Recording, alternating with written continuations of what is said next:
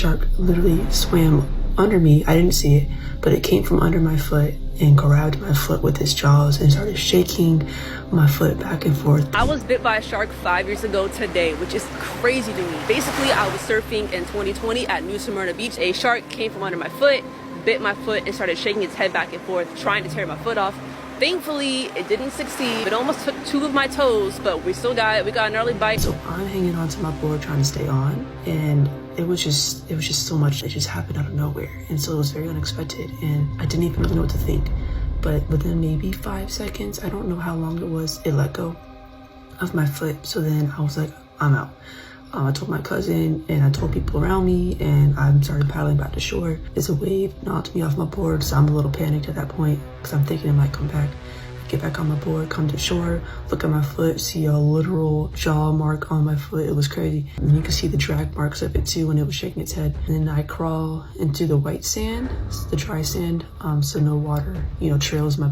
Thankfully, I wasn't an insane amount where I was passing out, but I was a lot. And then I had random people come by and they were like, oh my gosh, what happened to your foot? And so the next thing you know, this couple picks me up and carries me down the beach because my family's like maybe half a mile down the beach because I drifted. And then they got too tired, because I'm like over 100 pounds. And then they put me down and gave me to these 2 men, and then they started carrying me down the beach. And then next thing they get tired, so they put me in this random person's chair with their consent.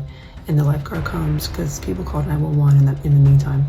The lifeguard comes and some news people and just a bunch of people surround me, start asking me a bunch of questions, and next thing you know, they're wrapping my foot up and just swabbing my foot to see what type of shark it was, which I never found out about.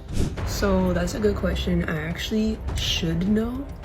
They swabbed my bite the day I got bit, literally on the beach still, telling me UF would run it through the lab or something and let me know what kind of shark it was. And so this has been 5 years and I've never found out. I will say, based off of the behavior and the way the bite looks, it is probably a black tip, and they are very prevalent in the area I was in. So I would say it's probably a black tip, but I don't have an exact 100%, unfortunately. I go to the hospital. I didn't want to pay for the ambulance fee because, that's pricey. So we kind of just, my mom drove me to the hospital. So some articles will say I didn't go to the hospital, but I did. And basically, they cleaned out my bite. They had to inject my bite with shots, which to me was worse than the actual bite. It hurt a lot because they had to numb it for the stitches. And then they stitched it up.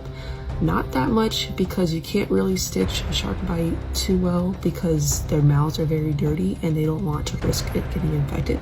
So they stitched it just enough to keep it open but not like falling apart. And then it took me at least a few months to get back on my feet normally, as no pun intended. But I love the ocean. I'm a surfer, I'm a native Floridian, and I still go out there. I love sharks. I actually love them even more now. I've always loved sharks. I think it's kind of cool that I got bit and that I still have my foot and I still have my toes. I will encourage you to never give up on something you love because something tragic like that happens. You know what I mean? And just get back out there. See ya.